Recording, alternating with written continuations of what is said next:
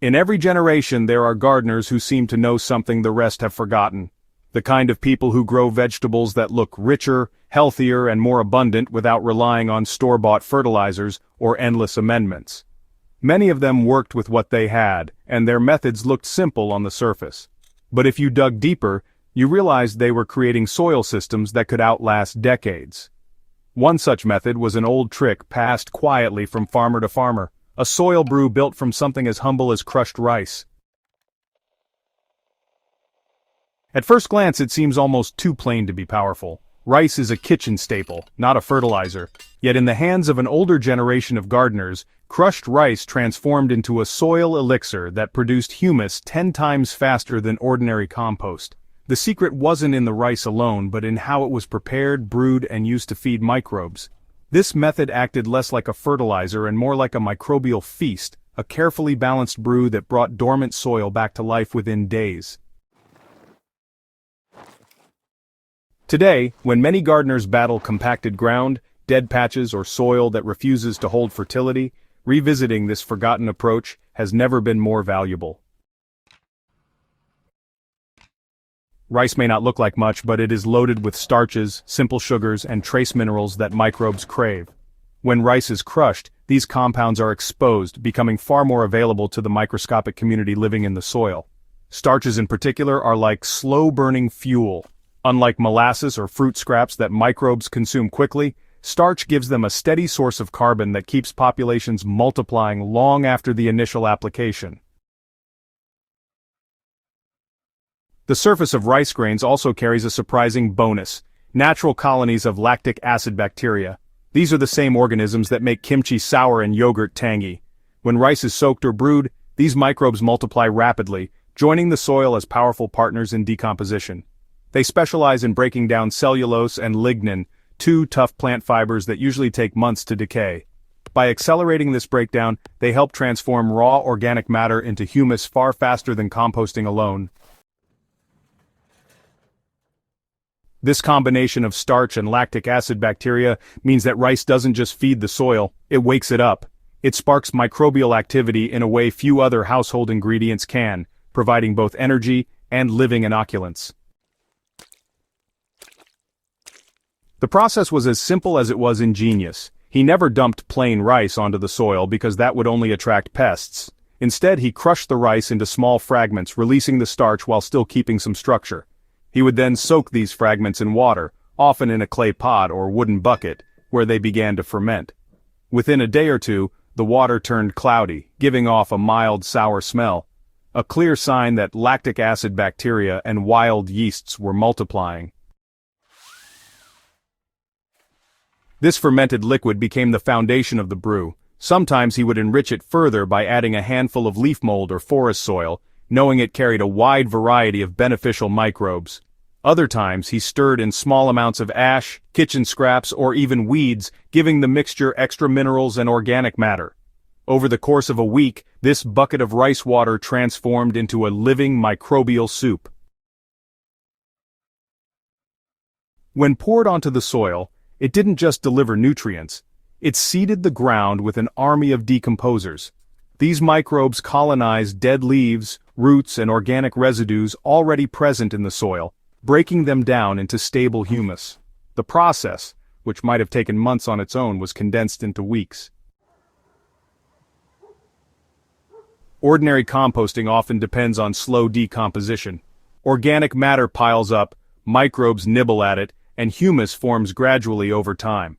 Grandpa's rice brew supercharged that process. By feeding microbes directly with starch and inoculating them with lactic acid bacteria, he essentially handed them both the workforce and the fuel to do their job faster. The result was exponential. Each generation of microbes multiplied rapidly, breaking down not just the rice brew itself, but also every organic residue they encountered in the soil. As they consumed, they left behind humic acids and stable organic compounds. Worms moved in to feed on the residue, further grinding and mixing it into the earth. This wasn't a quick-fix fertilizer that burned out after a week. It was a chain reaction that built soil structure from the ground up. Within a single season, the earth became darker, looser, and richer in humus. Over several years, the land held moisture longer, resisted erosion, and produced crops with resilience far beyond what chemical fertilizers could provide. Recreating this method is both simple and inexpensive. Start with plain rice, unpolished if possible since it carries more natural microbes and minerals. Crush it lightly with a mortar, rolling pin, or even the back of a heavy spoon. Place the fragments in a bucket and cover with clean water. Let it sit loosely covered for 2 to 3 days, stirring daily. You will notice the water clouding and the smell turning slightly sour. This is the lactic fermentation beginning. Once the liquid is active, you'll want to strain it and save the water. You can pour this directly onto your soil in a diluted form. About 1 part brew to 10 parts water works really well. To build even more power, just add a handful of leaf mold, aged compost or soil from a healthy forest floor into the bucket during fermentation.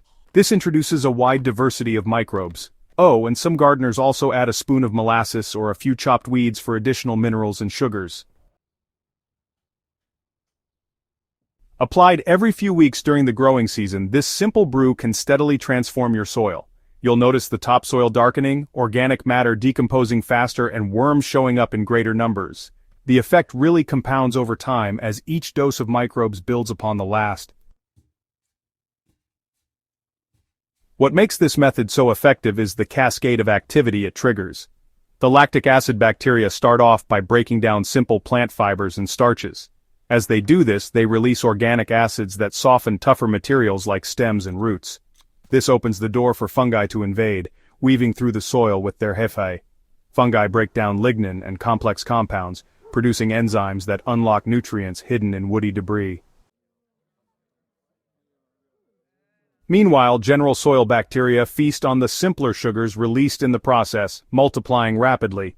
These bacteria become food for protozoa and nematodes, who release nutrients in plant-available form as they graze. Worms are drawn to the microbial abundance, feeding on both residues and microbes, leaving behind nutrient-rich castings that bind with minerals to form humus. All of this begins with a single bucket of crushed rice water, because it provides both the spark and the fuel to ignite the cycle. In a world where soil products are packaged, branded, and sold at high prices, it is easy to forget that some of the most effective solutions are found in ordinary foods. Rice, something found in nearly every kitchen, carries within it the capacity to restore soil life in ways that commercial fertilizers cannot match. It doesn't just feed plants, it builds the entire ecosystem beneath them. You know, Grandpa's secret brew is a reminder that soil building is less about what we buy, and more about how we work with natural processes. By feeding microbes the way he did, we're tapping into the oldest system of fertility on Earth, the recycling of organic matter into humus through microbial life. The story of crushed rice as a soil brew is not just a curious trick from the past, it's actually a pathway for the present. Any gardener, no matter where they live, can harness this method to turn lifeless ground into fertile humus. It doesn't require complicated equipment, expensive inputs, or special knowledge. Just rice, water, time, and a willingness to trust the process of fermentation and soil renewal. Within weeks, you'll see the difference. Plants rooted in microbe-rich humus grow stronger, resist stress, and yield more abundantly. Over seasons, your soil becomes darker, richer, and truly alive. If this guide gave you new insight into soil revival, share it with others who want to garden with nature's wisdom, rather than fight against it. And hey, don't forget to subscribe to Hydrohaven, where we keep uncovering forgotten methods, ancient tricks, and practical solutions to build soil life, attract worms, and grow thriving gardens that last for generations.